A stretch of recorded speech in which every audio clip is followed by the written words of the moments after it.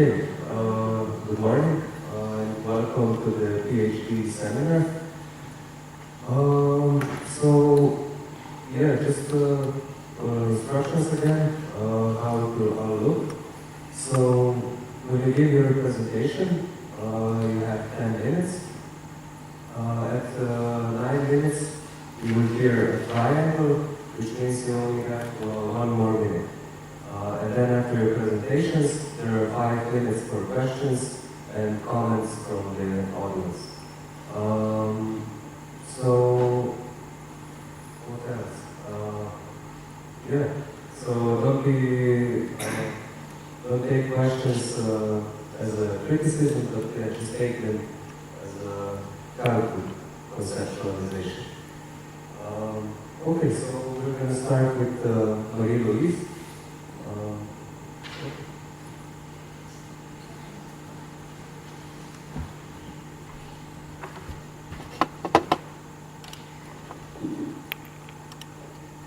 Perfect. And this works?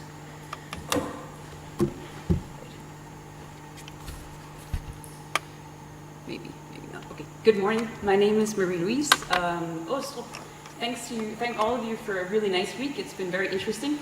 I've titled my talk today, Shall We Park Here?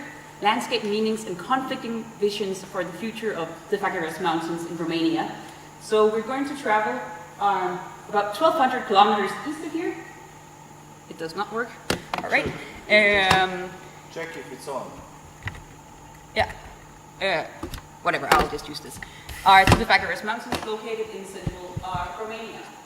The Făgăraș Mountains is just a little bit of background. It's a 200,000 hectare big mountain range. Not a lot of people live in there. And with multiple, about 28 communities outside, smaller communities. People are mostly peasant workers, and few people are employed with a contract. What's interesting about the Făgăraș Mountains is that the private organized foundation, supported by international philanthropists, are currently looking to buying land and looking to establish a national park. So that is, they want to buy up land and then return the land to the public domain once the national park has been established. Of course, under their management. This is quite interesting from a political ecology perspective, because political ecologists have spent quite a bit of energy on looking at nature conservation. Because nature conservation, by definition, is a political project. It's about redefining borders, or defining access and rights, and in that it's a political project. Political ecologists have also looked at how this critique of wilderness, the idea of wilderness, which we've talked a lot about in the past week, and they've looked a lot on the impact of protected areas and parks on local people, and especially marginalized people, and have criticized the way national parks and protected areas are managed and the kind of politics of knowledge behind that. What is more, they've also looked at the kind of genealogy of protected areas from fortress conservation, so this idea that you're keeping people out.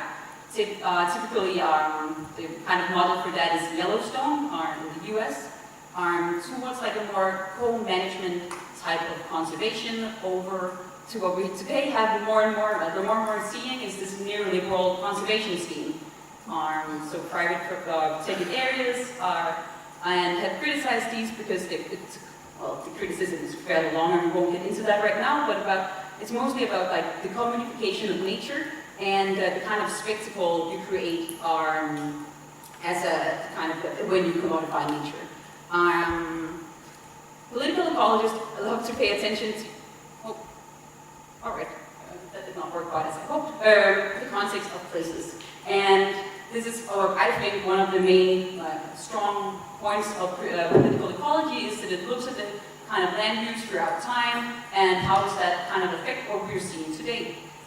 In the case of Făgăraș Mountains and Romania more generally, lands were collectivized during the communist regime. So you have one kind of political agenda, privatized for different land reforms, most notably in 1991. It's more of a gradual giving people land back. And then again, the EU project in 2007, Romania became part of the EU. And the Făgăraș Mountains, in that regard, was designated as a Natura 2000, so this like EU EU-wide protected area scheme. But interestingly enough, actually didn't get a management plan until a couple of years back. All right, so this is kind of a little bit of the background. And what happened when the land was privatized was that a lot of people got their lands back and made a little bit of quick money by selling the timber. So deforestation in Romania, as I think some of you might know, has become an increasingly more discussed topic, not only because of what happened with the land reforms, but also in the context of illegal logging today. But I won't get into this too much. Well, all of this kind of development has happened from privatizing land, and deforestation is ultimately what has led this private foundation to start their project of creating a national park, or a national park which they talk about in terms of the Yellowstone of Europe. And if, so someone here is a bit familiar with how political ecologists talk about Yellowstone, I think it brings a little bit interesting because Yellowstone is the model for excluding people, kind of. At least that's the political ecology take on this. Alright, so this issue of the Yellowstone of Europe is ultimately what is the theme of my PhD.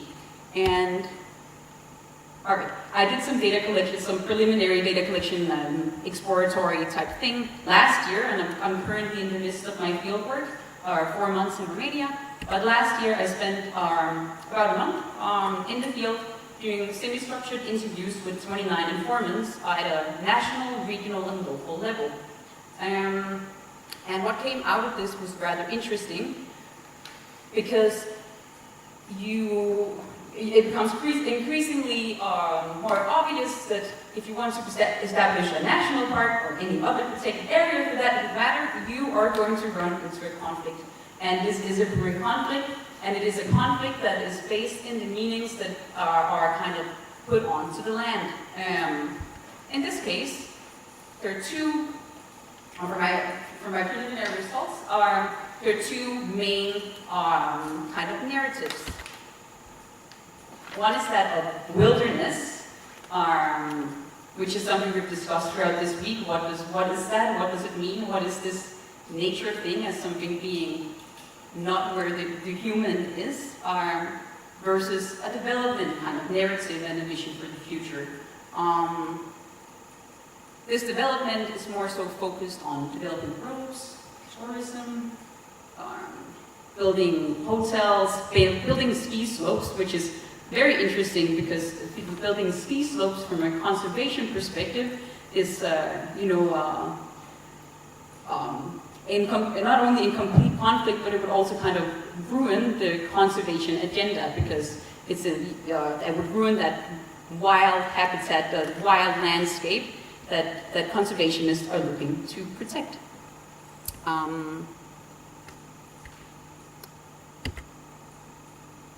So ultimately, this development versus wilderness protection manifests itself among different conservationists, so not only this foundation, but also other conservationists versus kind of local decision makers. And in the case of conservationists, and I think this is interesting for political ecologists because we're here now also talking about issues of scale.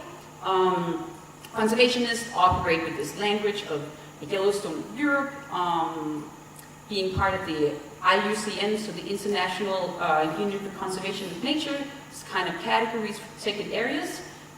So they're part of a global discourse on biodiversity protection. They're also, at least some of them, are receivers of international, like funds from international philanthropists, or part of like bigger, like the bigger environmental NGOs that are also present globally. On the other hand, you have local decision makers. It's on a much smaller scale. They don't have the purchasing power that the foundation in this case have, but they do have something else that's rather important.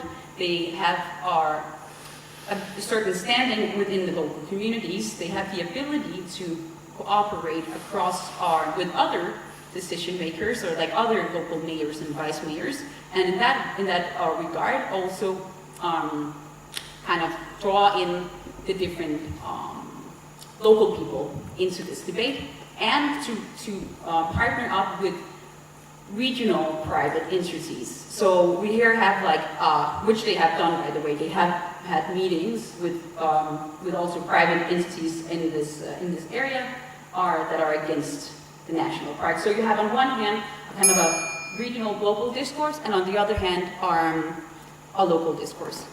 But that's not the entire story. We all know that there are also local community members, and local communities are another homogeneous group. They're different, and as you can read in my paper for this school, we here have a completely different set of ideas. People are either more or less supportive of either one of these two visions, but are genuinely not trusting in institutions and bureaucracy, are genuinely concerned about deforestation, and some people have environmental orientations. So that will all suggest that I should look into the micro-political ecology of my study area. And I think I might have like 10 seconds left, so that's just enough for me to practice my Slovene. Well, thank you.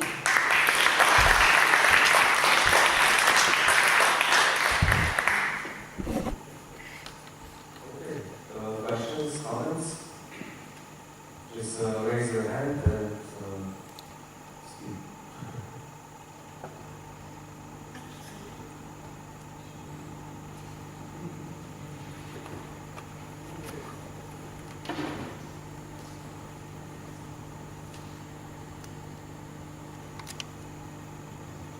Thank you for your presentation. It's very interesting because you have a traditional landscape, farming landscape, and how your research already shows some conclusions. How was the approach from IUCN? Was it first categorization and then work with municipality, or did you make the kind, did you find out that the local people make the kind of mapping before? Because those topics are very, very international. Okay, this is a good question, and I will just clarify. The park doesn't exist yet. This is a park that's going to be established, and it's not directly IUCN. It is a private foundation. They just use the language of IUCN, and like this whole idea, and political ecologists who criticize the IUCN categories because they kind of take this idea of a dichotomy between man and nature and apply that in their kind of categorizations. So there are, I believe, this foundation has some community-oriented work. But I can tell you more in a year because I'm just doing my research, my main field research right now. So this was more like a kind of figuring out what's going on and then using that in these 4 months where I'm in Romania.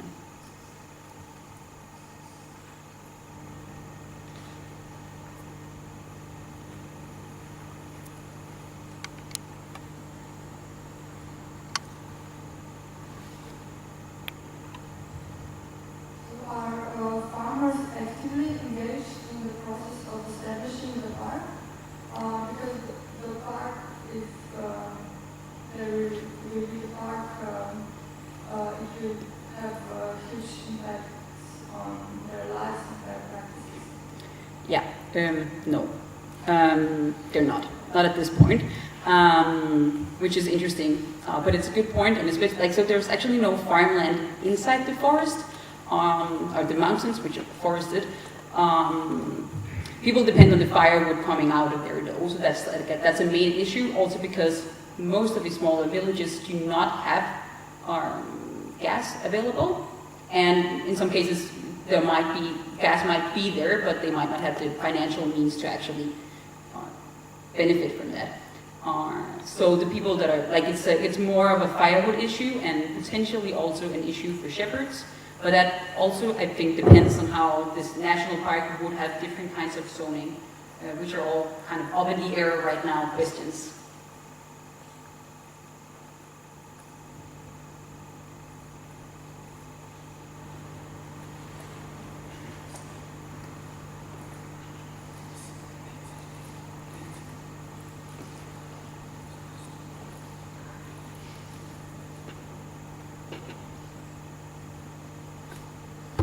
None more questions? Okay. Okay. Thank you.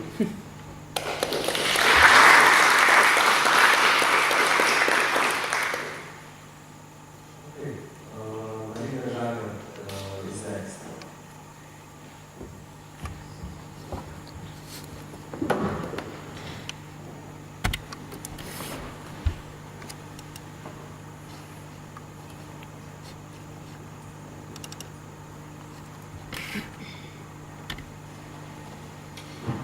So, good morning everyone. I want to introduce myself firstly. My name is Marina Žagar and I'm actually a lawyer by vocation and a PhD candidate, but I need to highlight also in this introduction that this is not the topic of my PhD, but rather, let's say, a topic of my interest as a concerned individual. And that's the perspective I want to actually today give the presentation within. So, I want to start with some facts that there are some more than 7 billion people in this world, and all of them are involved in various forms of consumption and production.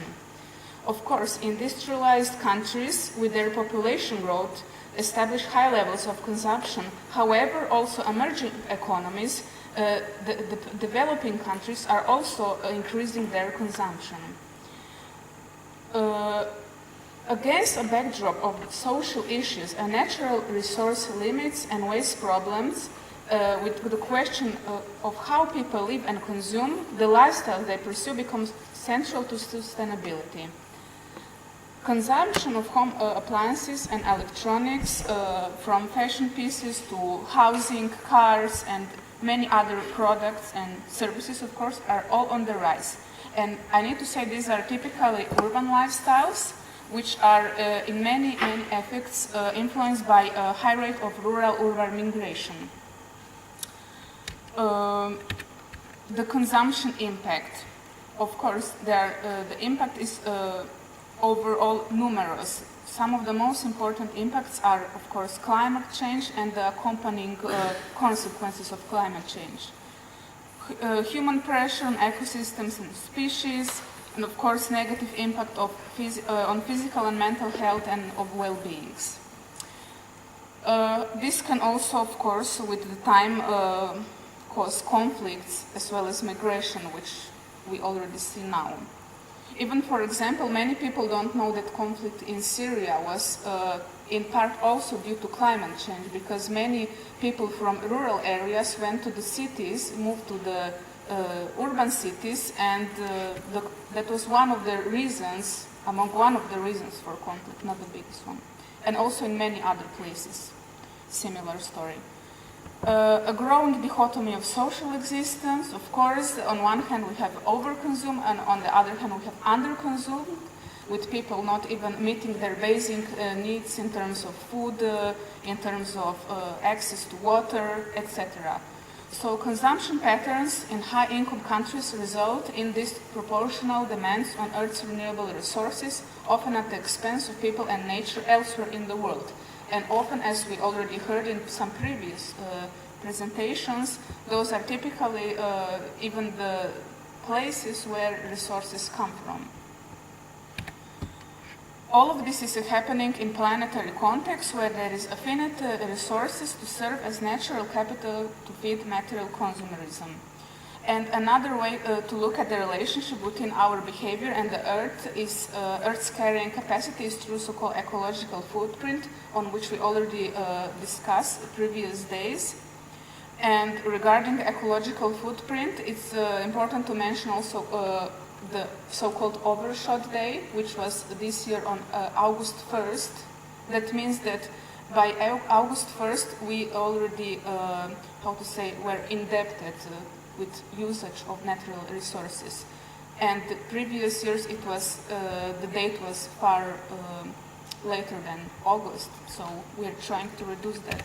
Actually, the date is at least more in the future, right?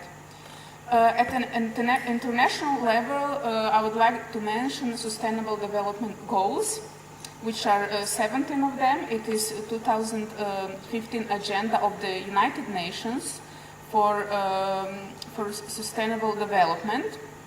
And especially I want to focus on goal number 12, which is responsible consumption and production, and particularly consumption, because production actually exists because of consumption.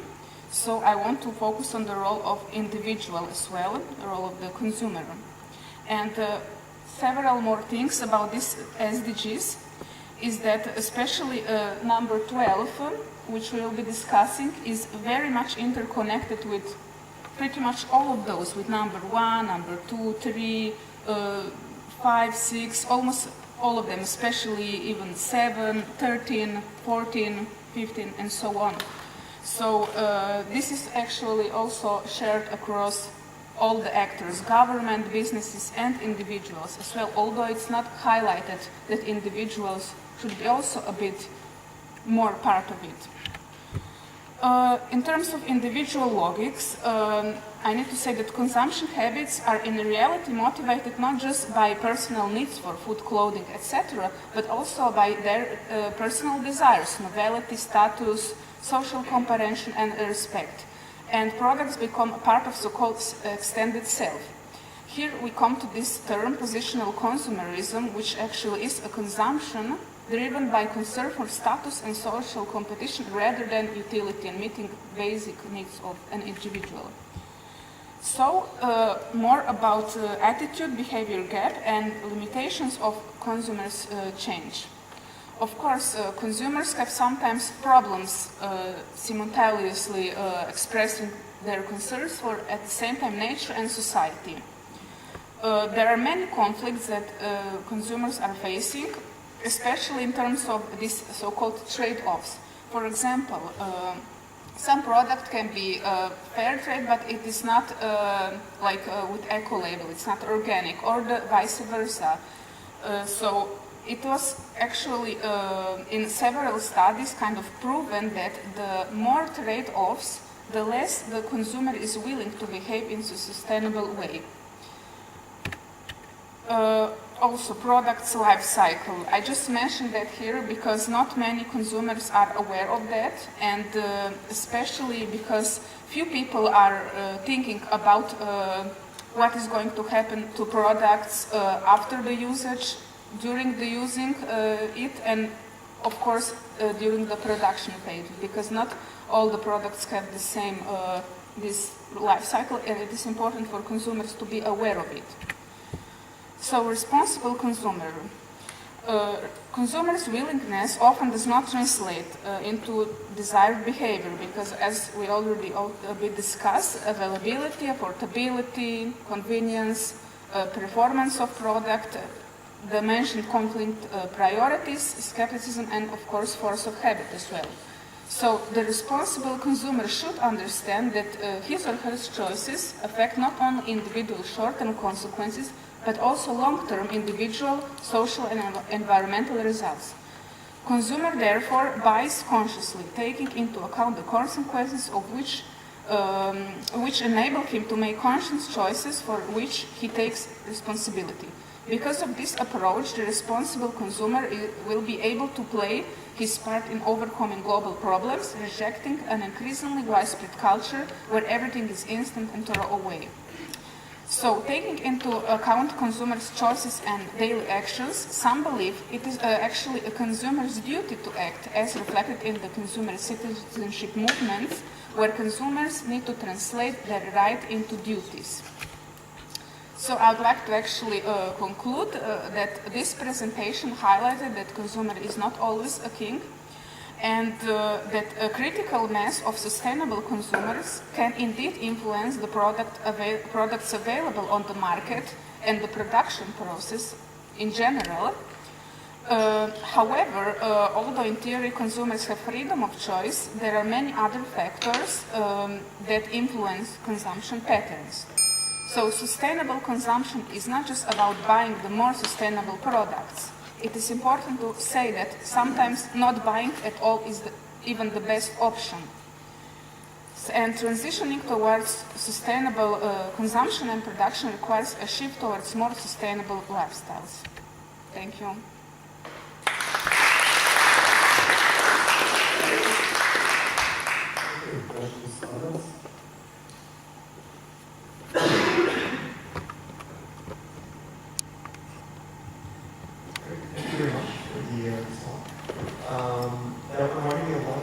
this morning, George Longview also new column in The Guardian that you might want to look at. So it's very similar things. So I think it was nice to actually find you an interest. I think in the room, he basically says that the problem of green consumerism or politics of green consumerism doesn't address, that we are trying to have a four-planet lifestyle on a one-planet ecology. Right? And it's a similar case that the green consumerism has been based on the logic of substitution. If we just replace throw away plastic, we throw away plant-based materials. But here, I think that on the individual consumer level, it's really hard to shift out of that politics of substitution to that kind of deeper problem of economies of disposability. Right? So, is there a way that we can leverage green consumerism into something that is more a deeper challenge at the policy level, the economic level, to move from that disposability on one side? Your view of things. Yes, thank you for that comment. Yes, indeed. Also, the Guardian very often publishes articles regarding that. And I would say, yes, indeed, it's like multi-actors problem. It's not just consumers, of course. There are businesses, governments, etc., who should deal with this. And in terms of also waste, yes, solution is, as I already said, to consume less in terms of this over-consumerism I'm talking. Or, of course, we all need to consume something, so the solution is actually in better waste management or in recycling and etc. So that's why I mentioned also this product life cycle. Also, I want to say that even nowadays the consumers are actually becoming more and more conscious and willing to act, and there are even some alternative lifestyles such as anti-consumerism or simple lifestyle or slow food, slow fashion, stuff like that. So this is very worth mentioning and a way to solve it.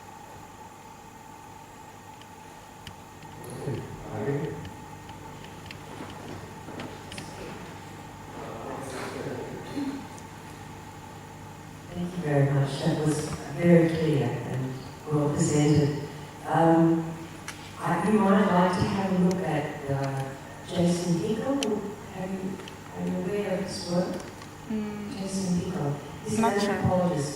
His comment on the Sustainable Development Goals is that it would take the world 200 years, I'm remembering the figure on Dubity, about 200 years to remediate poverty in the world using the propositions of the Sustainable Development Goals.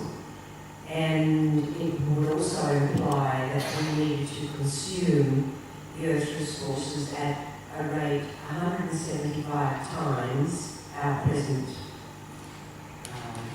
consumption level.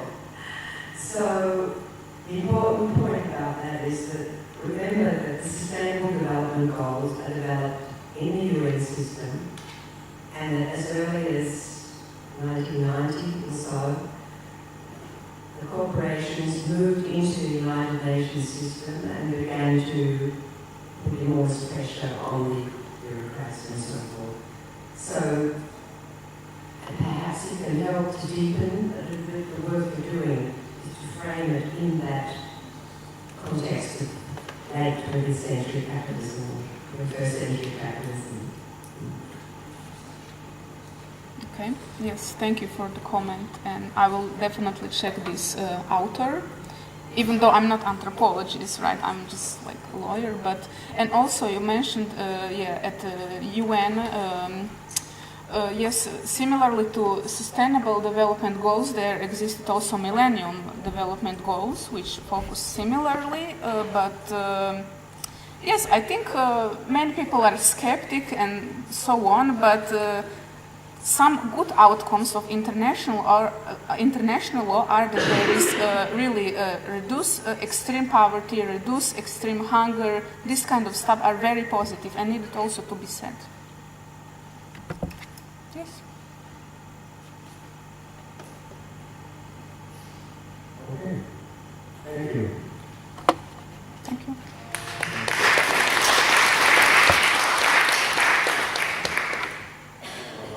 Okay, so we invite the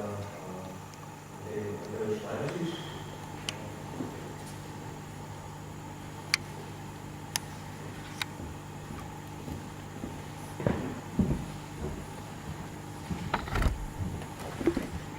Thank you very much, everyone. Good morning. My name is Mateusz, and I am a junior researcher and a PhD student here at the Faculty of Social Sciences, and I'll be talking to you without the aid of PPT.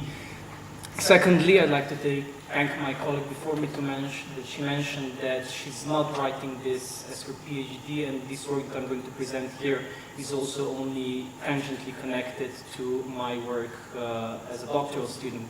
And thirdly, because I will be introducing a concept that is quite unfamiliar outside of historical and anthropological circles, I will not have the time to present the results, in-depth results of my analysis, which you will be able to read in the final publication, but I will present the general logic, the connections, and the conclusions so that we can have a debate on the foundations of my paper during the 5-minute question session.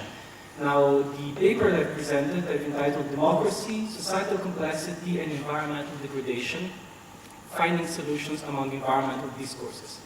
Now, the past week has made it perfectly clear that the question of how we deal with our negative impact on the environment is first and foremost a political one. There was another red line introduced on Monday by Professor Lucic, and that is on getting the question right.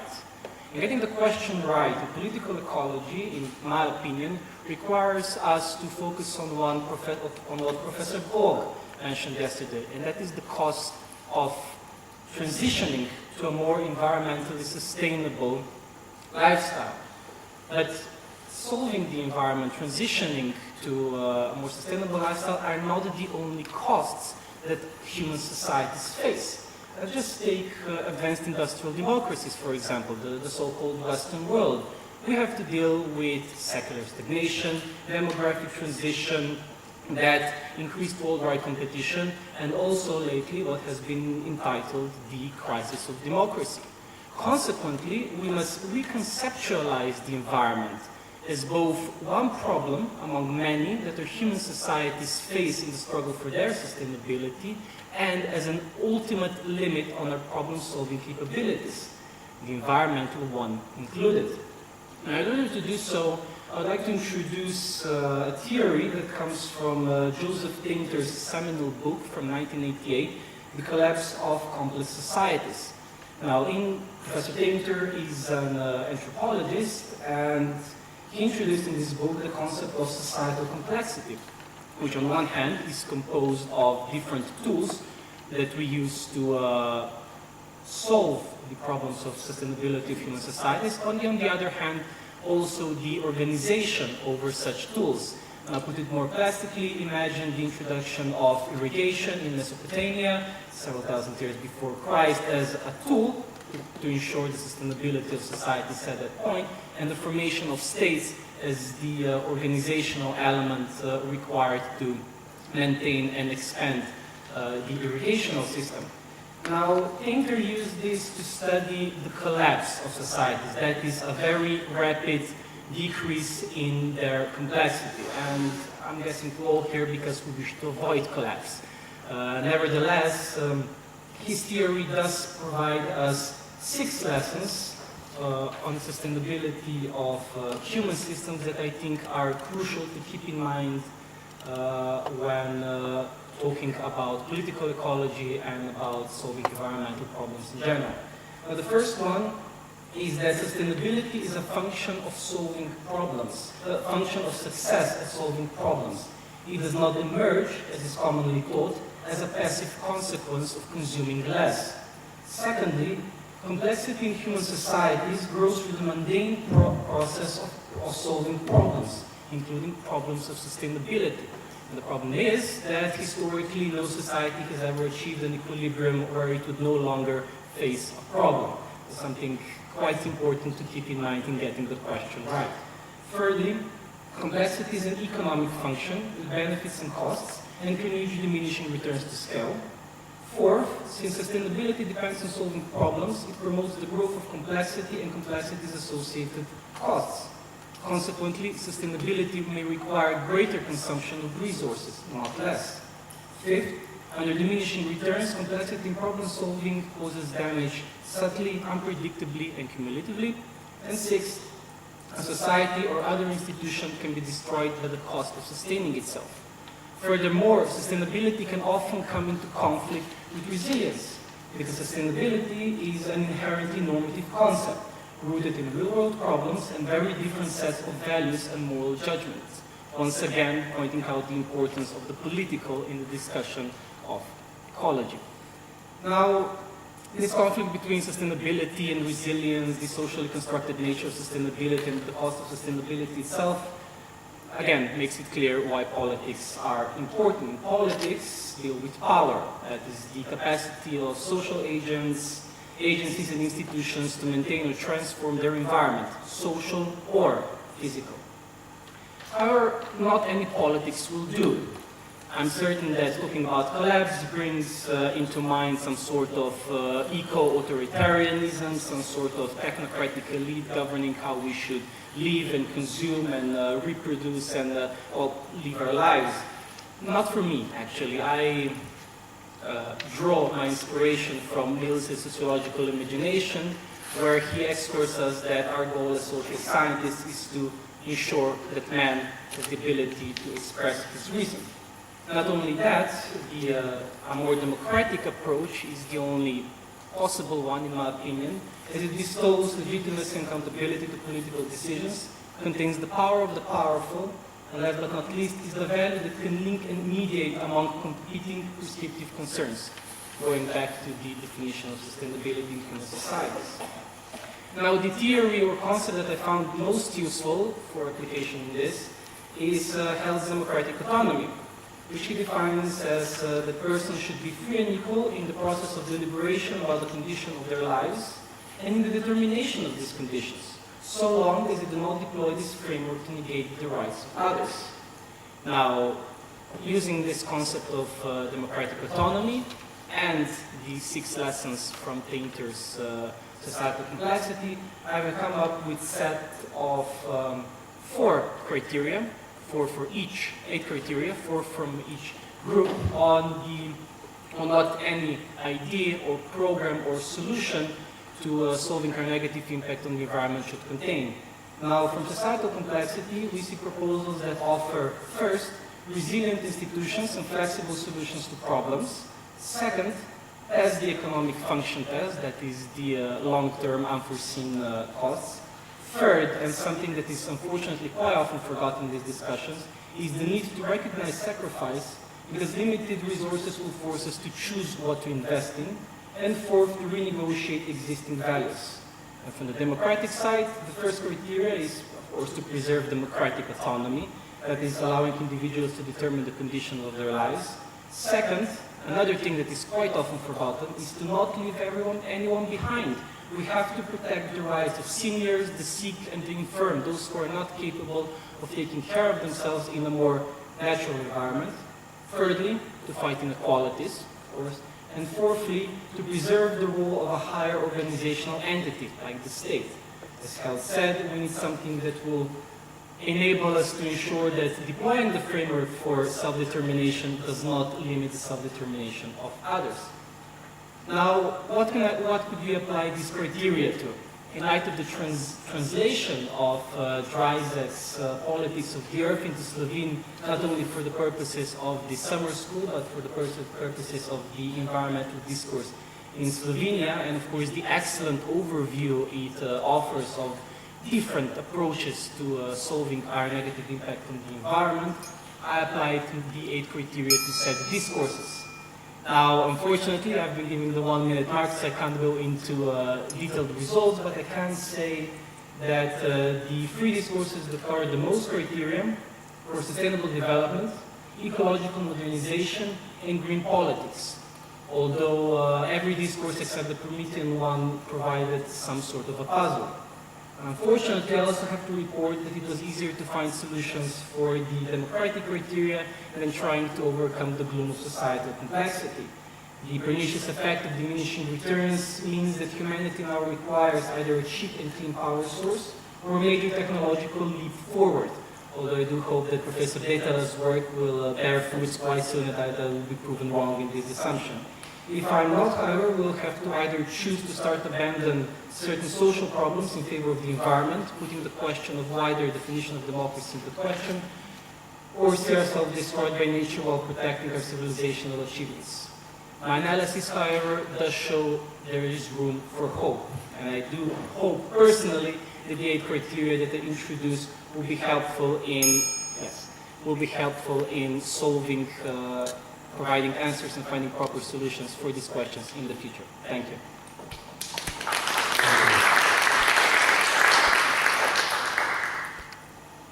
Questions, comments?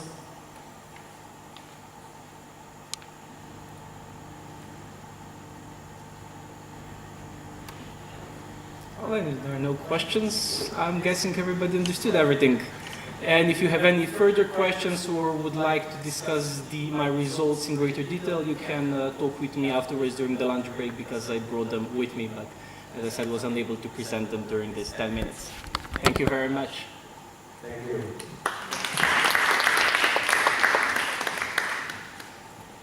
Okay, advance the waves.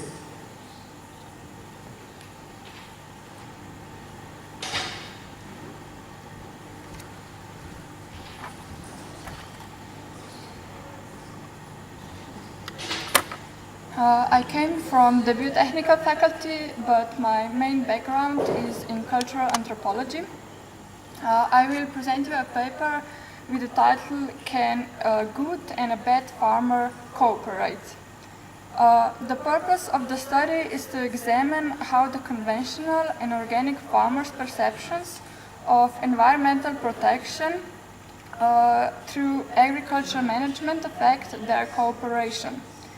The cooperation between farmers is important because an active acceptance of environmental protection in the field of agriculture can only be achieved through a process of dialogue.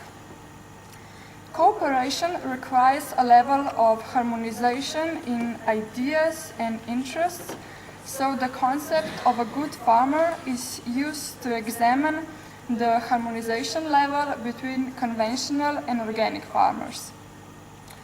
I understand the concept of a good farmer as a set of ideas on proper, expected, and desirable behavior of a farmer. These ideas are the result of an ongoing socialization in the specific time and place. So the research was conducted between this March and April as part of the first fieldwork on opportunities and challenges of rural cooperation. The research took place in the most northern eastern part of Slovenia, across the Goričko landscape park. The empirical data is informed by semi-structured interviewing with 13 farmers, conventional, organic farmers, and 2 newcomers. The respondents' answers showed a heterogeneity of beliefs on well-managed agricultural production and environmental conservation that generates a contested ideas what is a good farmer. First, we will look at the conventional farmers' ideas on a good farming. High yields remain one of the central symbols of good farming, and some interviewed farmers dismissed organic farmers for taking the land out of the production. Good farming also reflects a traditional farmer's image as a hard worker. Agricultural labor force is a critical and appreciable resource on the farm.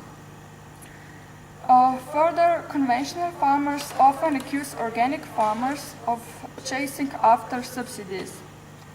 Conventional farmers consider this as immoral because organic farmers are rewarded for doing nothing and for not being a real farmer. According to the beliefs of conventional farmers, organic farmers are not good farmers because they also do not display skills associated with the production of agricultural goods. Conventional farmers connected organic farming with untidy fields. Farmers consider weeds as harmful because they reduce the quality and quantity of the crop. Tidy fields are a visible sign of a farmer's dedication and skill, so the tidy farming has a strong symbolic meaning for conventional farmers and their communities. Now we will move further on to perceptions of organic farmers. Discourses of organic farmers and also newcomers on good or actually bad farming practices associate modern intensive agriculture with an exploitative attitude of conventional farmers toward nature. Organic farmers see conventional farmers as bad ones because they have neglected their connection to the land in favor of financial profit. What about cooperation? Only newcomers directly expressed opposition to cooperation with conventional farmers due to their incompatible values. Others were not directly against the cooperation, but some of them expressed a strong disagreement with organic farming or disbelief in newcomers' farming practices. Farmers maintain the productive environment. Especially to conventional farmers, this is a highly symbolic and tied to their identity as good farmers.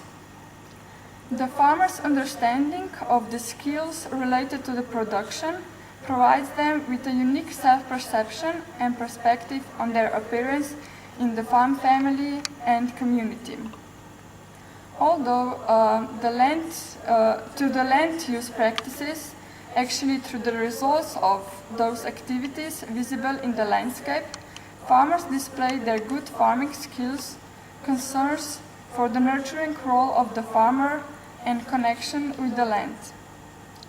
By showing this to other farmers, they reinforce their symbolic capital and power. Different social groups gave the landscape different meanings. Those meanings are not equal. For decades, a dominant meaning of an agricultural landscape has been connected to production. However, this meaning is not static. It is a subject of constant renegotiation through people's everyday discussion and practices. In Goričko, where conventional farmers prevail over organic farmers in number and dominate in land use practices, some organic farmers and newcomers accumulate their symbolic capital in strong opposition to ideas of conventional farming. We can say that organic farmers belong to the same agricultural movement. They share a unified philosophy on farming and the environment and a healthy way of living. Their relatively homogeneous beliefs and norms, as well as belonging to a minority group of farmers, help foster their cooperation, and it's already in the move. So this can lead to them occupying stronger position in society and induce changes in the perceptions on the good farmer. What is also evident from the respondents' answers is that the concept of a good farmer is a useful tool for judging others.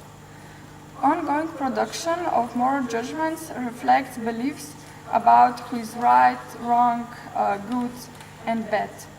So what is common in the ideas about bad farmers between organic and conventional farmers for one another is a projection of a greedy farmer. Bad farmers, organic farmers, are seen as opportunists in the eyes of conventional farmers, who in turn disregard nature according to organic farmers.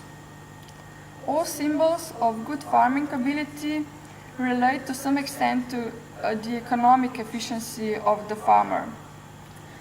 Maintaining financial viability is a legitimate concern of every farmer, but the way how to reach, maintain, and especially exceed it in the eyes of the others is a problem. Actually, for farmers, it is immoral. I believe this is the main reason why organic and conventional farmers cannot cooperate. And the growing social gap between organic and conventional farmers is the result of their non-communication on one side and tension between rustic and productive agricultural landscape on the other side. Like farmers, European Common Agriculture Policy is caught in between contested landscape images. Agriculture policy is in great extent responsible for the immoral actions of organic and conventional farmers because it has enabled and supported them by its past and current measures.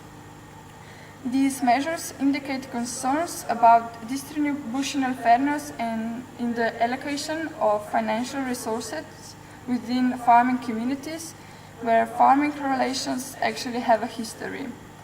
And we must not forget that establishing cooperation, which induces a change in power relations, is a long-term process. Thank you.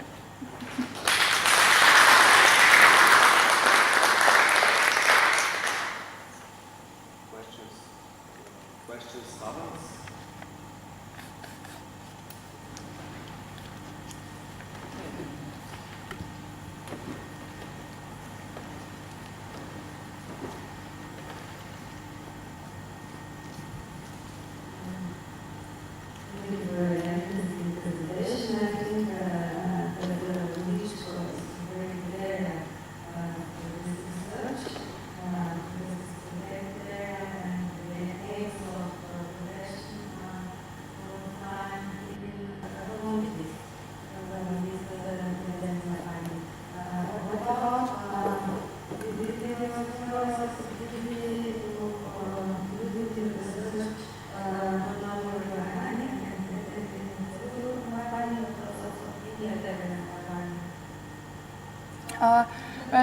Integrate farming formally is not part of politic agriculture system anymore. We have a new structure of farmers don't farming practices is not categorized as integral, but with high quality. But of course, also conventional farmers are not the same. So some of them are very close to a natural way of farming and trying to think and practice those thinking. So this categorization of farmers in organic and conventional farming is just a tool for analyze things. And in beliefs of farmer, this is a very strong obstacle for cooperation, even though the picture in reality is not like that.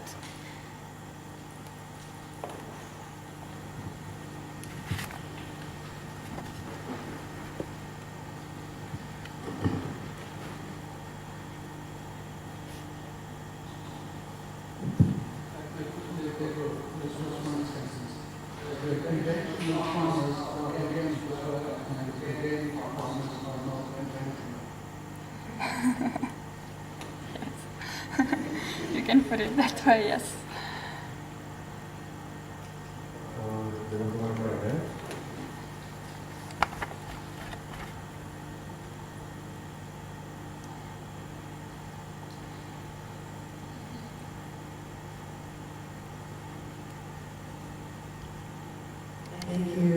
Thank you. It's a very worthwhile study. I was just wondering, what kind of theoretical frame do you use for research?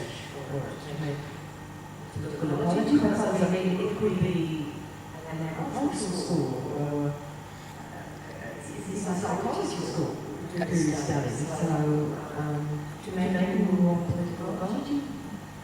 Yes, actually, I have a master on cultural anthropology, and I'm from a biotechnical faculty, so I'm not engaged in political ecology. I just try to make my field work closer to this theme, but it was very interesting experience for me, and also all these concepts are actually new for me, and I will research degrowth production and everything later.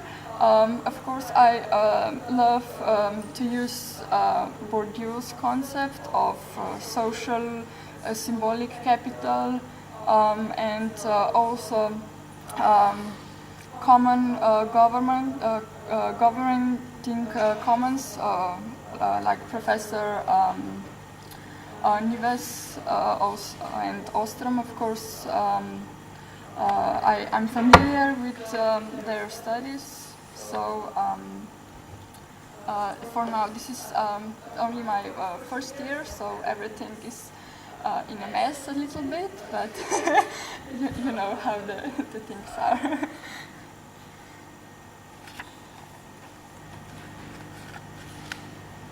Okay, so we're on time. Thank you.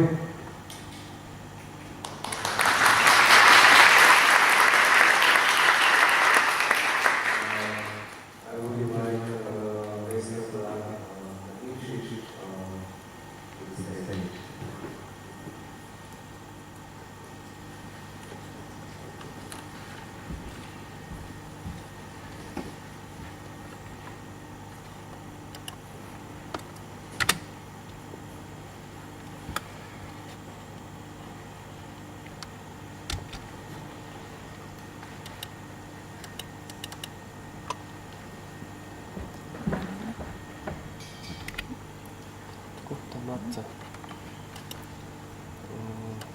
Ne, druga. Tukaj še enkrat. Ne.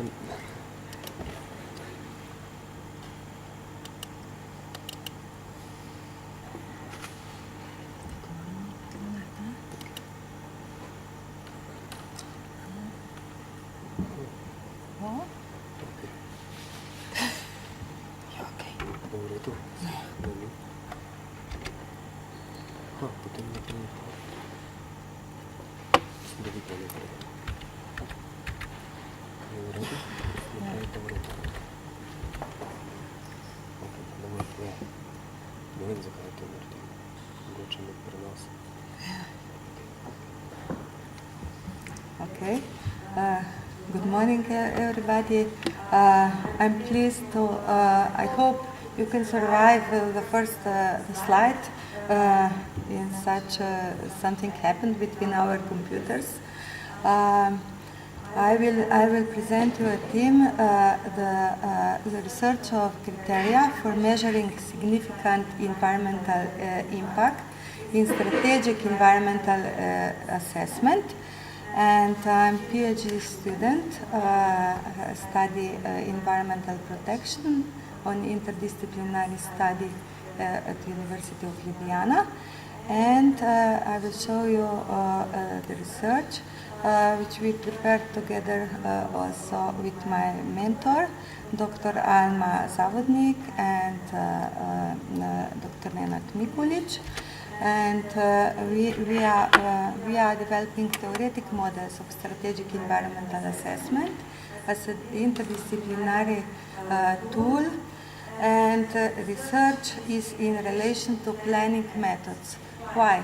Because we saw in the past that there are many programs and plans from which very bad and not environmental friendly projects came out.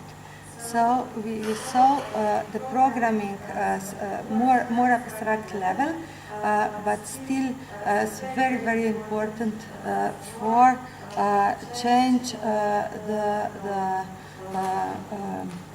content of plans in such a way that they are in line with all environmental aims which we have in Slovenia. The study is based on Slovenian cases, and we are making research on structural change in greening plans and programs. And as the first beginning, the first year, we are doing systematic analysis of SEA screening and in relation in conflict.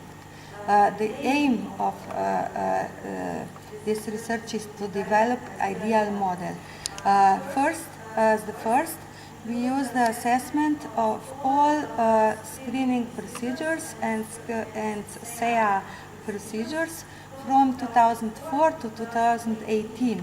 This means that we already have some main columns and main issues that we explore, and this is transparency, openness to the public, reasonable time framework, and if all environmental aims are reached. The history of such more green development of plan is, of course, in theory. It's you all know McHarg, Design with Nature, and we all know Steinitz, Lyle, analytic approaches, Leopold matrix, and also Godron and Forman landscape ecology. When we have the roots for the thinking that we can turn the economic development in such a way that it becomes a sustain for all environmental fields. Like Forman said in landscape ecology, that it's an endless feedback loop. Past functioning has produced today's structures, today's structure produced today's functioning, and today's functioning will produce future structure. So what we are doing here, we are in the middle of these processes. There were plans in the past which were not very green, in which we have many conflicts, and we have now at least 15-year period where we try to make them more green, but we still don't see their consequences on the field. If we go to historical roots, also from Anne Winslow Spurn, like Granite Garden, when she explained in very deep how dirt, discomfortable bad air quality, floods, water quality, and biodiversity, we will have, if we continue in such a way, various development of methods, also in Slovenia, when we have, of course, socialistic planning with economic, social, and environmental fields, but environment was very weak in this. And voluntary assessments like environmental impact assessment for nuclear power plant, we have a national group of experts, but it was voluntary. It was not systematic, it was not in all cases. And in 1986, new planning code, we developed a new planning code when we have first common rule to include environmental into planning. So in 19th, the pressure to environment become really bad. So, but it was not luckily just in Slovenia, it was all over Europe. So these difficulties occur, make us searching for methods which will be open, transparent, and more systematic, and also include NGOs and people, so that we are not, environment is not so weak part. It's not just something what will be eaten, you know, the story about the wolf and the red cap. And So Slovenia joined the efforts on international level in UNESA and European level, and it was a common agreement between NGO, states and the science that we need more democratic legislation here, that we need a more transparent process and strict evaluation criteria, which will be used of course in specific regional conditions and of course in specific regional circumstances.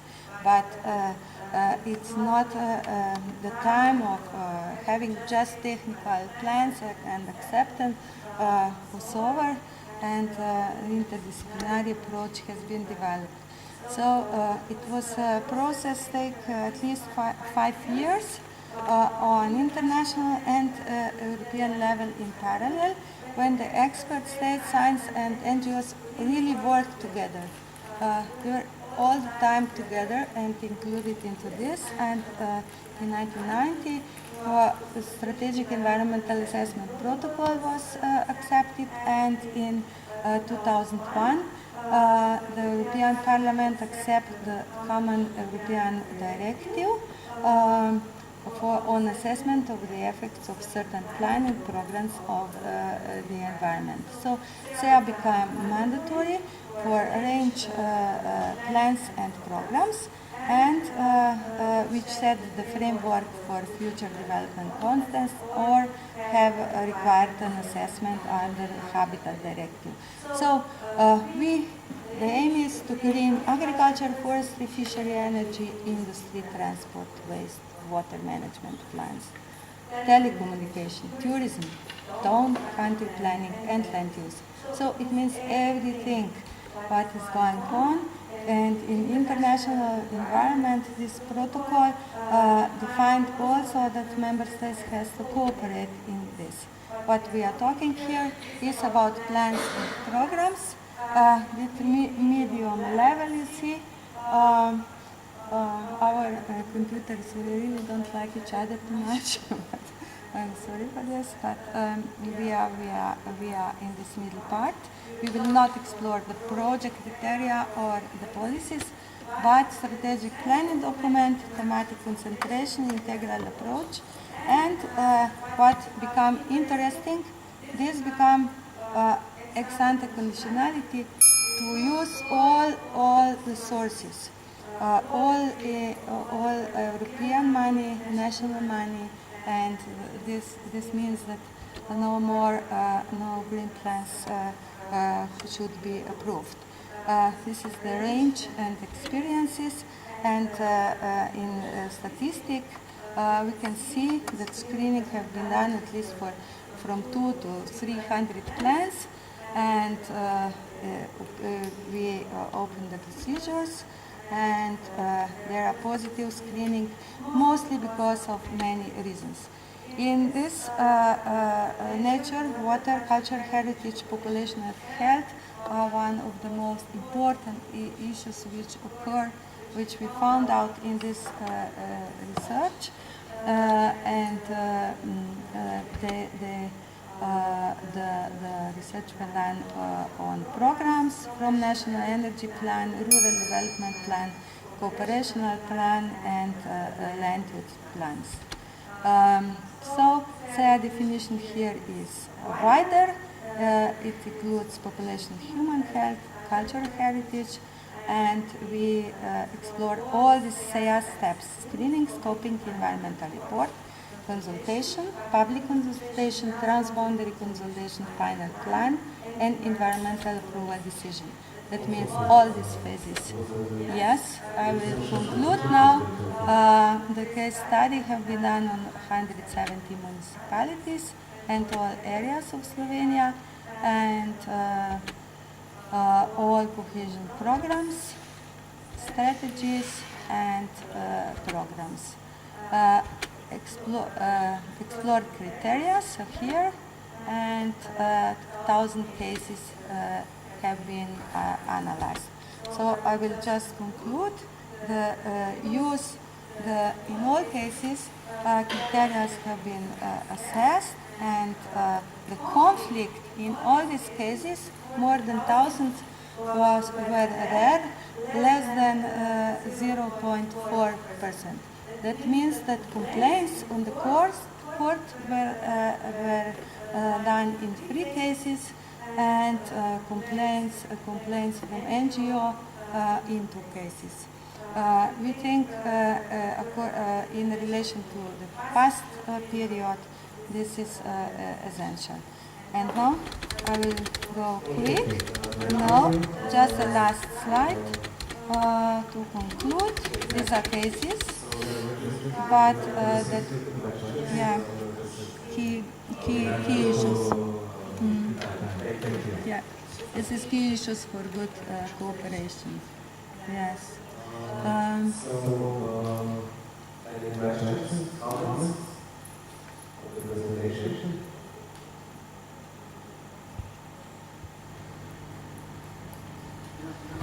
Okay.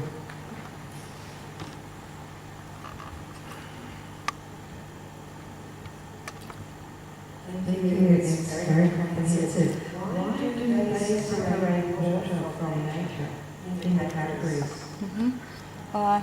Thank you for these questions. It's very interesting because we also have categories where water and nature are connected, but in this categorization there is a separate flood protection.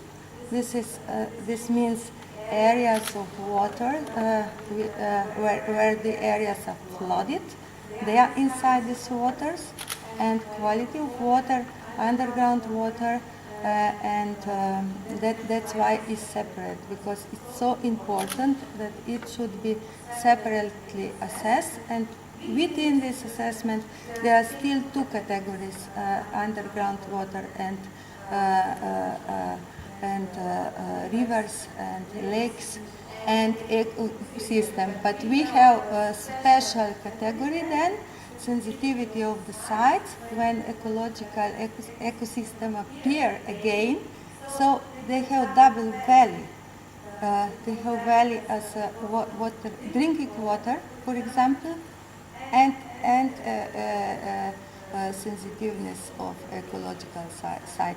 It makes them ranking higher if they are separate, and to make evaluation more precise and more transparent.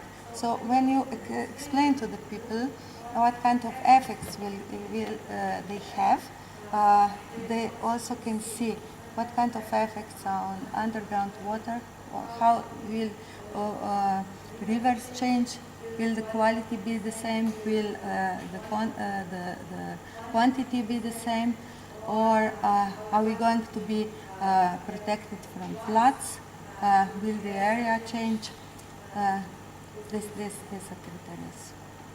Yeah. For Slovenia, is this very important because we have alpine lakes and rivers and quite high flood problems. Because in the past not all plants have been very green. There were many building areas inside the water area which should be open for floods. Thank you. We're out of time. So very good presentation.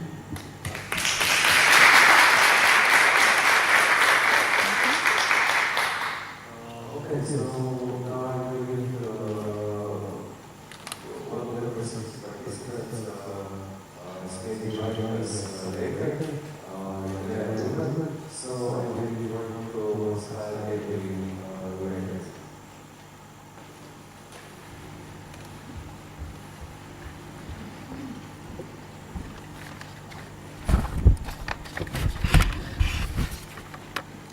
Thank you. My name is Pascali Miljurenec, and I am a PhD student here at the Faculty of Social Science. I would like to represent to you just the draft of my article, because I didn't finish it yet. But I have 2 main points which I am dealing with. So maybe first I would like to show you a video which will represent what I think when I'm talking about life and death, and also about nature.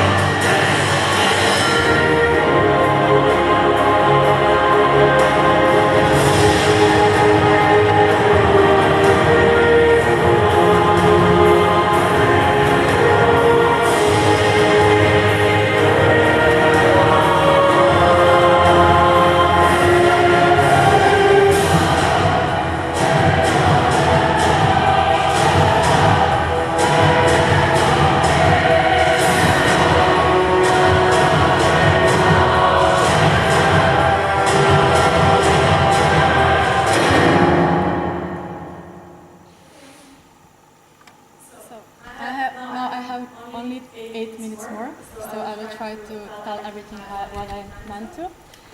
As you can see through the history of man as the creation element of the state and other forms of community, has developed the relationship to the each and every element. The product of this relationship is today reflected in economic, political, legal, urban, and other arrangements and placements of the earth. This brought us to the development of industry and capitalism, which has a significant result in our and his relationship to nature. And that's why today we are facing with loss of vegetation from deforestation, with forested watersheds under threat, with growing global water crisis as a result of deforestation, with climate change, and also with the reality that people are dying of thirst. No matter what, the fact is that the development, industry, new political regimes, and all other advances should bring us to greater self-sufficiency and progress on different levels. But the fact is that only few countries in the world are self-sufficient, only few countries have enough food for citizens to survive, not to talk about the sanitation or even energy. And we are talking only about the basic human needs and rights. At that point, I would like to address the first part or dilemma of my article, which is the relationship of state towards nature. Why? Because the state as a creation element of the man is the forum which enforces, respect, or ignore human rights. But the question is whether the existing policies and economic arrangements enable the realization of human right to the clean environment, which are presupposed as the basic human right based on our right to life. Firstly, we know that it depends on the legal system of each country. But secondly, if they do so, are those states' mechanisms efficient, or are they just as drives excess, the elimination of consequences, when waste has already been produced and not a reflection of the production process itself? But the second question that is also present here is what can possibly be the relationship of the state towards the nature? Klaus Offe is in one of his books put into two mortgage of capitalist state, which is a problem we are dealing with. The first one is that the state does not defend the particular interests of a particular class, but even protects and sanctions them. And the second one is that there is an instrumental relationship between the class of capitalists and the state apparatus. And it's necessary to consider the state as the tool of a ruling class which sets the common interests of its members.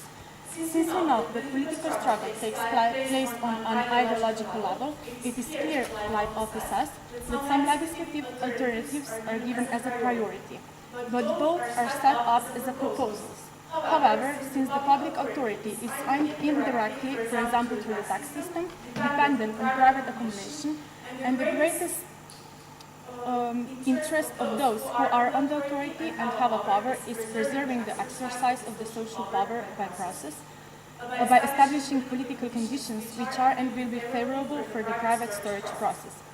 The source of such a social formation is derived from a dominant mode of production.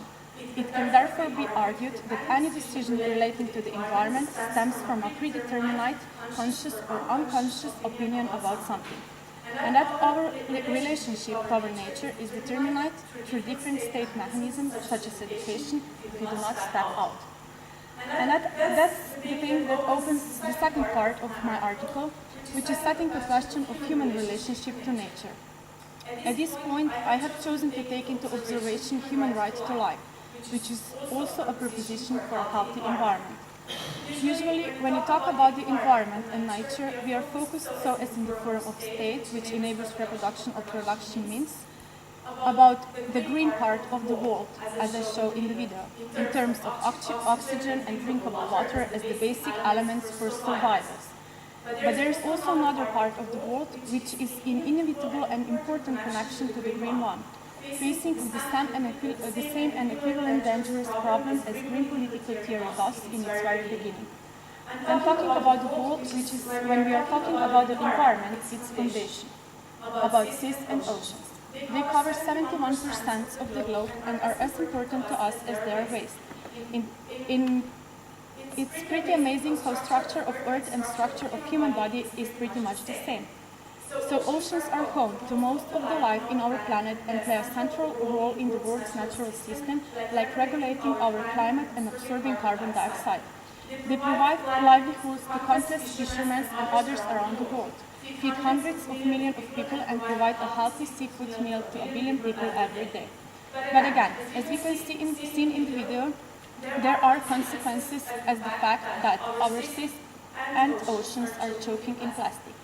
That there are also 500 times more pieces of microplastic in the sea than there are stars in our galaxy.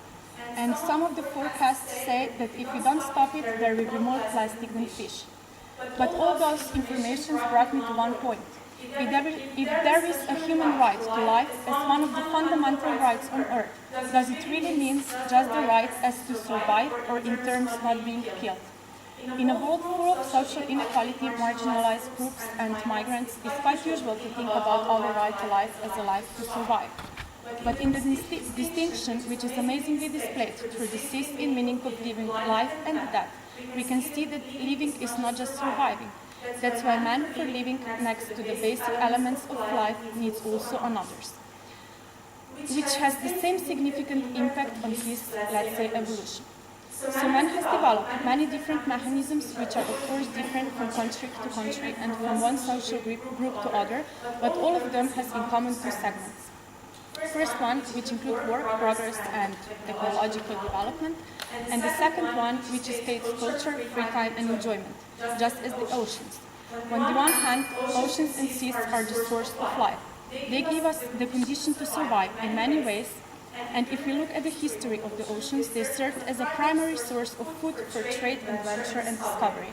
They give us many things that we are looking for in illusory satisfaction of needs outside ourselves, consumption, searching for medicines and others. They give us enjoyment, refreshment, movement, weightlessness, life and death. Actually, they give us something that man cannot find anywhere else in the universe. And this brought me to the right of the blueness. Man should have the right to the blueness and everything that blue on the earth represents, to the enjoyment and to the life it gives. Because in the blueness on earth is life and from there it exists. And basic human right is right to live. Not in terms of exploitation of what is not and gives for as well as that, but in terms of everything what is it. So form of human rights gives me many different opportunities to research, study, deepen and explore their purpose. Yeah, I'm here, thank you. Because of the varied development and status of individual areas and societies, and also the abundance of rights, we can often hear that it is quite impossible to put them in the universal form. And yes, maybe it is not even possible, but in doing so, we often forgot to look at it from the opposite direction. Are those areas of dominant ideologies really sensible, and do they enable the realization of the concept of sustainable development and human rights, which is the product of a man as the creation element of the state? Thank you.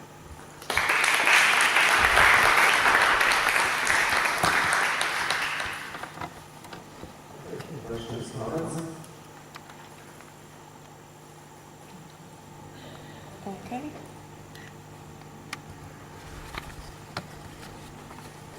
Thank you. Thank you.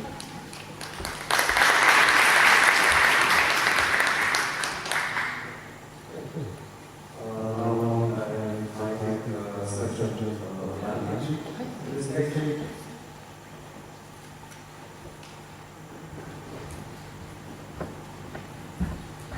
We can leave the earth, yeah? So, thank you. First of all, thank you for this opportunity. I really enjoyed these days meeting you as well as quite well to get this out here. So I enjoyed meeting you all, also to broaden my knowledge about political ecology. This is one of my great sphere of interest. I'm doing my PhD here at Faculty of Social Science in the domain of IR. Specifically, I'm researching social consciences and foreign policy. My interest is in the place of ideology in foreign policy making. However, I do find that my research here when it comes to political ecology that it is not all part of the theories of social ideology.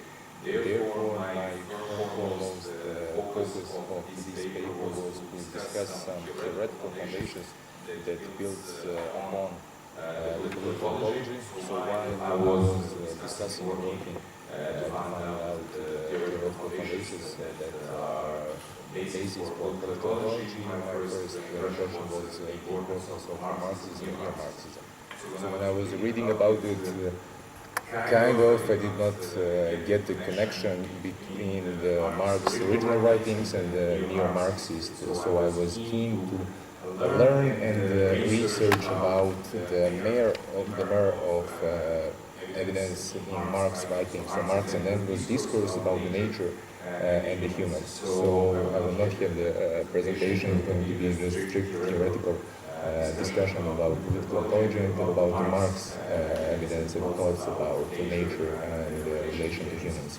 So first of all, I'm building upon the writings of Harvey, who discussed that Marx said that human beings' social activity is part of the natural material world, meaning that Marx even said that nature is man's inner general body, that man lives from nature.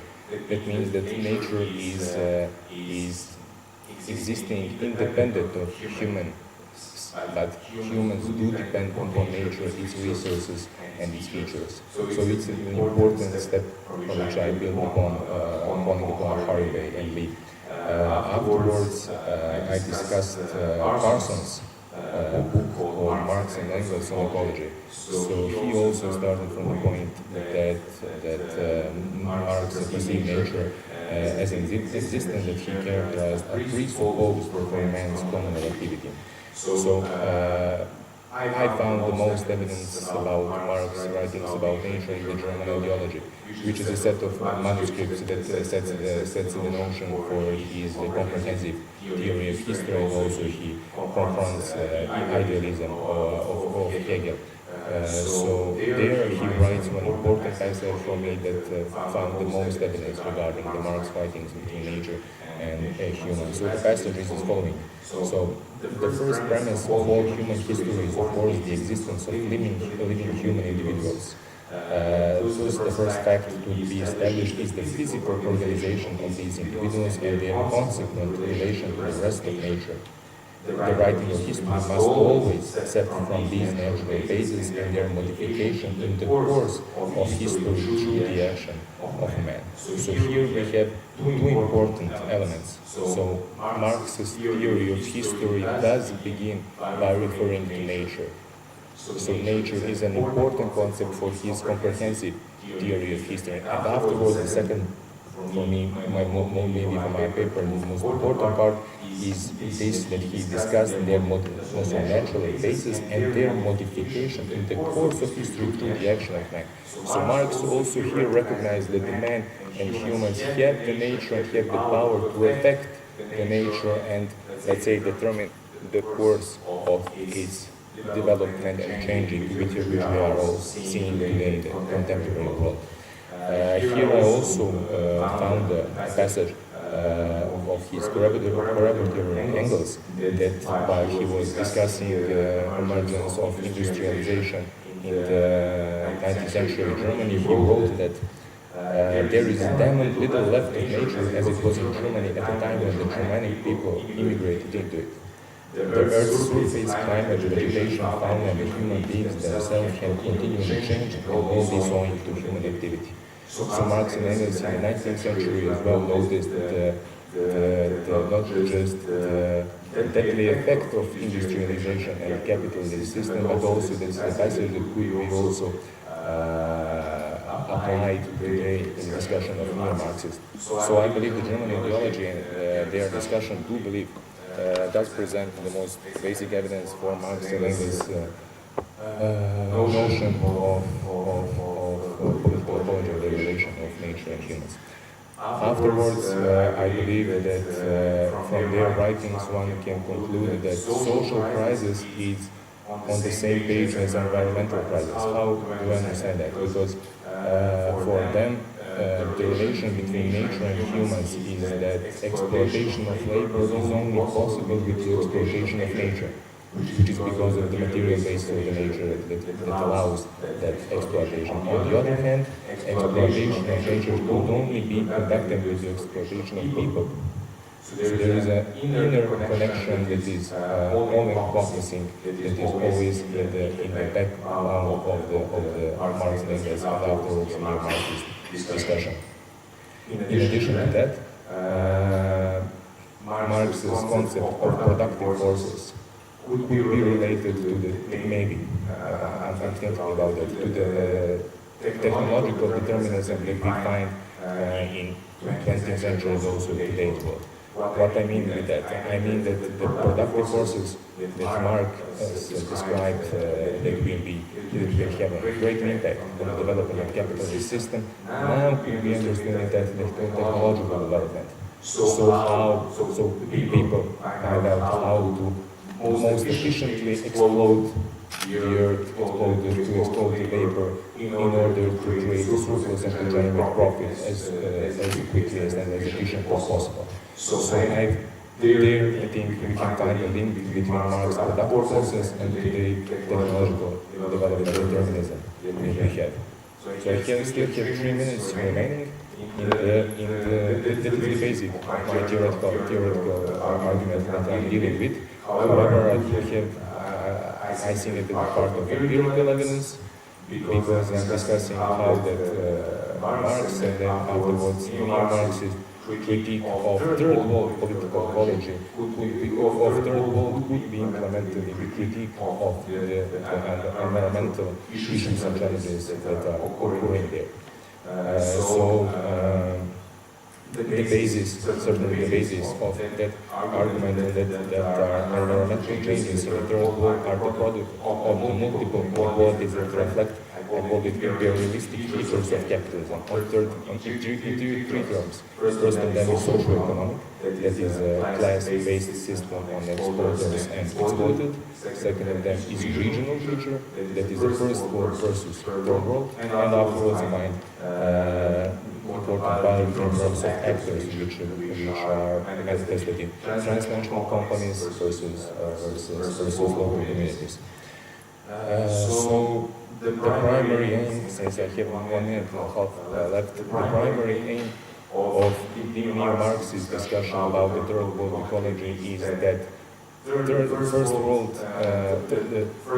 transnational companies are moving their production bases in the third world because of 3 reasons. First of them is being loose environmental regulations, which could be found in that could be related to the technological determinism, which I discussed before. So first of all, loose environmental regulations. Second of them is certainly cheap labor. Also discussing Marxist exploitation of human labor and human capital. And the first reason is, of course, that third world still has some natural resources that can be exploited, while from the also 20th century they have been exploited for the building and the efficient building of industrialization and urbanization in the first world, while now it's being used in terms of gaining also profitable surplus and generating of the first world transnational companies. So one of my conclusions is that global, I'm referring to neo-Marxist critique, and also Marxists in that terms that inner features of global capitalist system and environmental postulates are antagonistically based. So they are excluding each other. So one cannot have, as their critique is, one cannot have one flag stop. One cannot have the global capitalist system today as it is based, while on the other hand to protect and prevent the degradation of environment. So in short, I had that theoretical and empirical part of my research. There is still work to be done. I'm looking forward to your comments, maybe some critique. Thank you.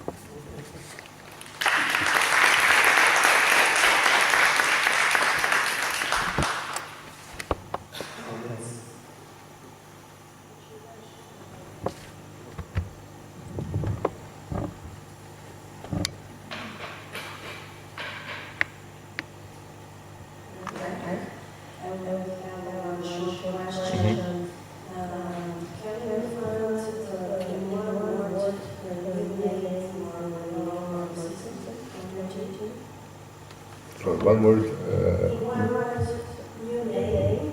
for new Marxism.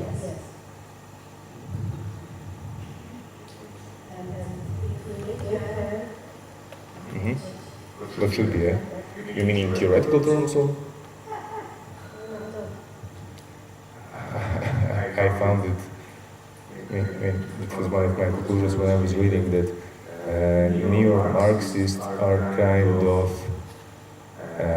getting away from the notion of being as neo-Marxist, because it's in some of the readings I assumed it got some colloquial term, but I believe that neo-Marxism is right, that the basis of the argument is quite the same. I'm not that creative in that terms. Yes, certainly. I will think about it. I will certainly let you know. Okay. Next question, brother. I'm not familiar with the socialist. Yes. Because socialist is literature. Yeah. Which is just moving on from the Yeah, I'm familiar with that, but I was focusing about the neo-Marxist thought, which has similar features in that. But I'm speaking because I'm analyzing Marx, first of his notions and his concept and his theories. I was encouraged not to build upon eco-socialism because I was discussing in his terms, and neo-Marxism looked like, let's say, a natural way to proceed with the empirical analysis. Yeah, and also there are some other socialists who like to call themselves eco-Marxists. Let's thank you. But my question I thought was excellent. I very much enjoyed one thing message, which is that 52% of the global population are women. And I noticed you listed the number of agents who were players in your analysis. And I wondered whether you would not consider them also as agents, and if you did, how they might change the direction. The analysis. So I was not focusing on that. I believe that goes over the scope of this paper. Within that local communities, I also considered it was not with the presupposition that men and women, with the understanding that the women have the lesser point or the section in the society, but under the term local community, in the actor part, in that terms I understand also women have this problem that they are dealing. But it's not in the scope of this paper, I believe it should. You're doing a comprehensive analysis. It would be like make that analysis of the environment and take water out. I mean, it's absolutely essentially to our moment. And you can't essentialize humanity as just a being. There are differences in humans, there are sexual differences, there are ethnic differences, and so on. So you have to pay attention to the agencies of each of the different. I will look into it. Thank you. Thank you.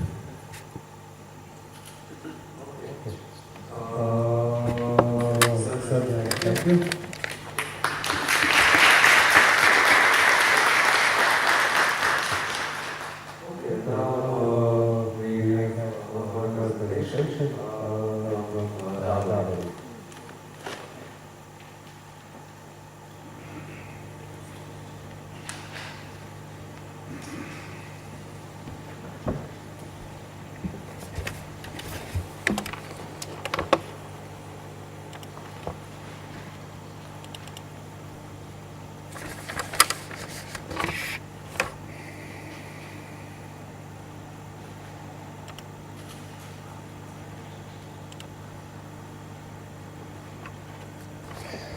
Hello to everybody. My name is Davor Nižidarić. I am also PhD student at Faculty of Social Science, and for today, what? And for today's presentation, I will represent to you the ecological and social problems on my region where I came.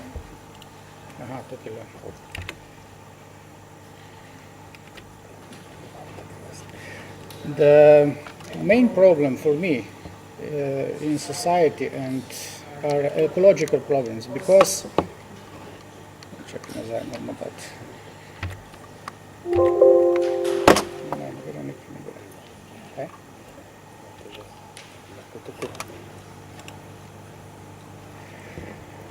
the main causes of the planet's loss are the growth of the world's population and their needs. This is, for me, the main problem, because all these people, at the moment we have 7 billions and 600,000 inhabitants, and all these inhabitants needs food, energy, needs living places, and we live on the limited Earth. Pollution and environment in general. We have two burdens, natural and anthropogenic. Anthropogenic is more dangerous because nature don't have adaptation time. What is this slide I think don't need any comments. Like I say, at the moment, at 2010, for the peoples, for food and energy, we need more than 1.5 planets, but we don't have planets. Like I say, we are limited for the only one. But and at the 2050s, if this arises, we need 2.25 Earth, but this is not impossible. Like I said, I come from the region which is in the past orientated on the mining and the coal industry. This region is this small part of in the central part of Slovenia, which is name is Zasavia. We have very big problems, not only social now, but also ecological problems, because 2000 years ago, like I say, we found brown coal, and all industry is orientated on this emergent, and also is problem because we have so many industrial objects on the small places, on the small valleys with typical weather condition. In the winter, almost all days we have, especially on the inversion time, we have smoke and oil pollution in these valleys, and after 1976, when they built, you can see this chimney of thermal power plant of Trbovlje. After that, we have some reduction of sulfurous gas dioxide, but to this time we have problems on this area where I live and on the whole area of closely on this factory, because with these gases and particles which carried potentially toxic elements, we burned almost 5,000 hectares of woods damaged. What is the consequences of industrial ecological degradation in Zasavia? Degradation of the environment. We have at this time potent toxic elements with heavy metals. We don't have any food production. All this degradation has negative impact on humans and burden on nature and living organism. It's also psychological effects. the young people don't have jobs, don't have prosperity, and they go to the big countries, especially big countries or big towns, especially Ljubljana. And this factory, if you see on the background of these slides, is the factory of cement, which is in the French hands. In Tuesday, Uroš Macer said that this is Lafarge factory, which is one of the greatest pollutioner in the region. And also for this, for pollution, for other impacts, we have also several problems, not only, like I say, ecological, but also social and economical. And we must change this and find new solutions with revitalization of degraded surfaces, and to educated people, and also to find new solution with local communities. Sorry, my English is not very well like colleagues before now. This is finished of my presentation.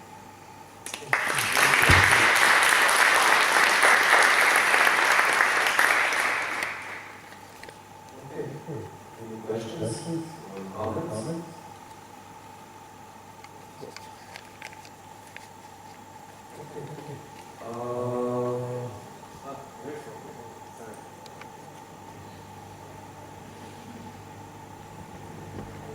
I want to questions after 2 years, if you get any feeling to the politician change in their minds, which would be how to treat it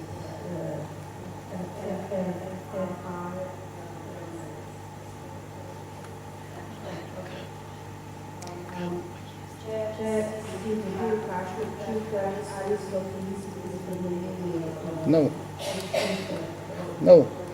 I think that all legislation in 2016 we have changed the environmental policy, but this policy is orientated not for the people, but for the capital, for the money, for the big companies, not only for the public or society.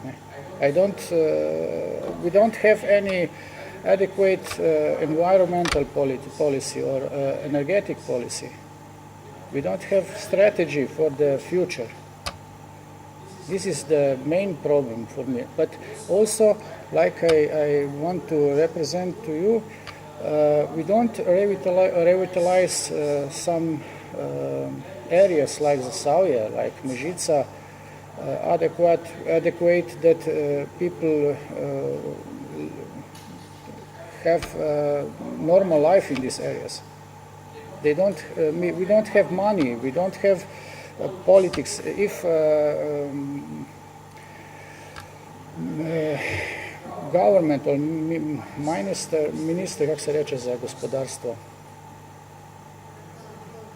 economy, say that ecologists are terrorists, eco-terrorists, I think we must change government with people who think ecologically, who think to the society that we must change something, that we must protect nature, and we must change our relationship to the nature and so on. But for now, I don't hope that we will change something. Okay. How we cope with these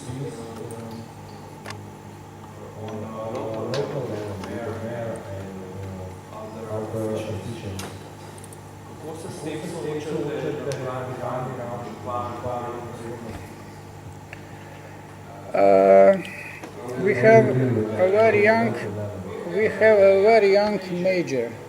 She is 32 years old, but she's not ecological orientated, I think. Because I have presentation about problems in the region, but she want to stay and not learn, just see the problems. No? We don't have any critical level. No? Like Uroš said in Tuesday, in Zasavje only Eko-kolektiv, like non-government organization, and some people just, kako se reče, opozarjati. Ne? Warning, but there's no critical mass because people don't have money, don't have jobs.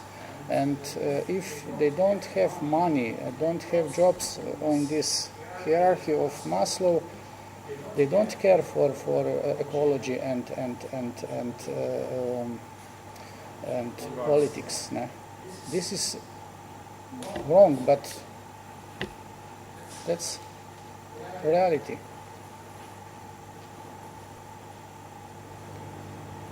Okay. That's it.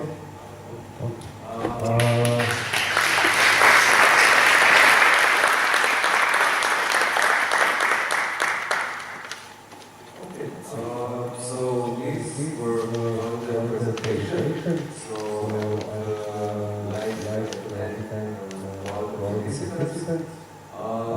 And just a couple of informations. You still have coupons, so you can go to lunch at 12. Because it hasn't started yet. So we just have to wait a little bit. And for all the students, just a reminder, you have to send your papers at the end of September. And if you have any more questions about the papers, please ask Dr. Lukic.